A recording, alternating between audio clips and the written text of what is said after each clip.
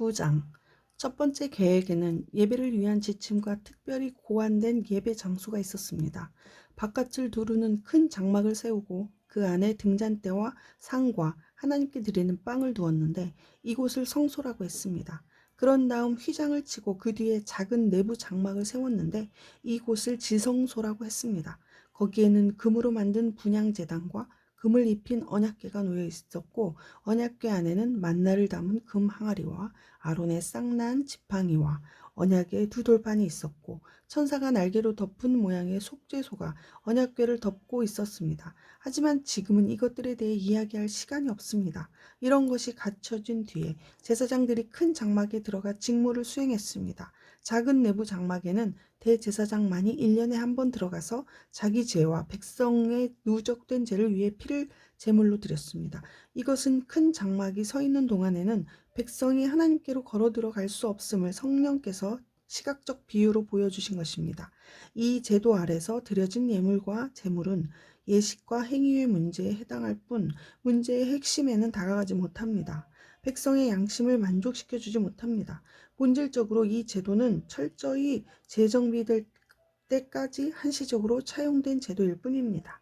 그러나 메시아께서 뛰어난 새 언약의 대제사장으로 오셔서 이 창조 세계에 있는 옛 장막과 그 부속물을 지나시고 하늘에 있는 장막인 참 성소로 영 단번에 들어가셨습니다. 또한 그분은 염소와 송아지의 피로 드리는 제물 대신에 자신의 피로 값을 치르심으로 영 단번에 우리를 자유케 하셨습니다.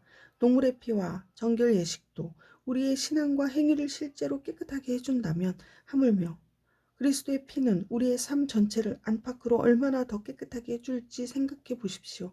그리스도께서 성령을 힘입어 자기 몸을 흠없는 제물로 드리심으로 스스로 훌륭해지려는 부질없는 수고에서 우리를 자유케 하셨습니다. 그리하여 우리는 전력을 다해 하나님을 위해 살 수 있게 되었습니다.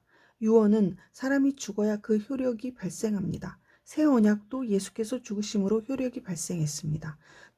그분의 죽으심은 옛 계획에서 새 계획으로 바뀌었음을 나타내는 표지입니다. 이 죽음으로 인해 옛 의무 조항과 그에 따르는 죄가 폐지되었고 상속인들은 자신들에게 약속된 영원한 유산을 받으라는 부르심을 받았으며 그분께서 이 새로운 방식으로 하나님과 그분의 백성을 화해시키셨습니다. 첫 번째 계획을 실행에 옮기는 데에도 죽음이 필요했습니다.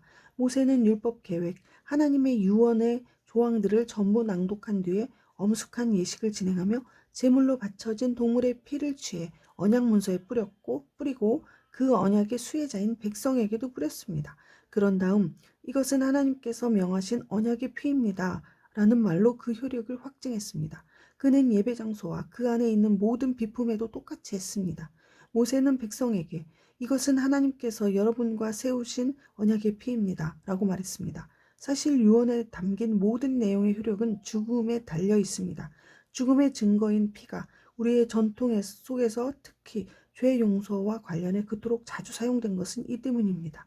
이것으로 하늘에 있는 실체를 가리키는 그 모든 부차적 의식에서 피와 죽음이 왜 그토록 중요한 역할을 했는지 설명됩니다.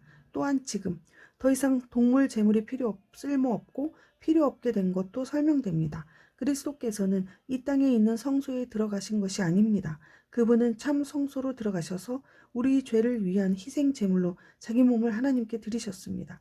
옛 계획 아래에 있는 대제사장들은 해마다 동물의 피를 가지고 성소에 들어갔지만 그리스도께서는 그러실 필요가 없습니다.